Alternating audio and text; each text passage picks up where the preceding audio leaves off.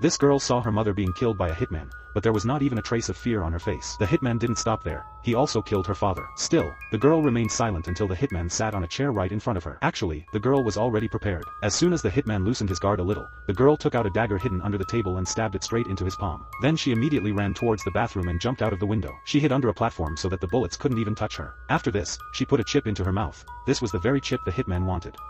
She jumped over a wall and into a car. The hitman was chasing her from behind, but the girl jumped straight into the sewer. The enemy kept firing bullets, but she escaped. They would later have to pay the price for this runaway girl. This girl named Catalia had now reached Chicago, where her uncle lived. Upon reaching there, for the first time, she broke down and cried bitterly. The next day, at dinner, her uncle asked her what she wanted to become when she grew up. Catalia replied, "Hitman." She knew one day she would take revenge for her parents' deaths.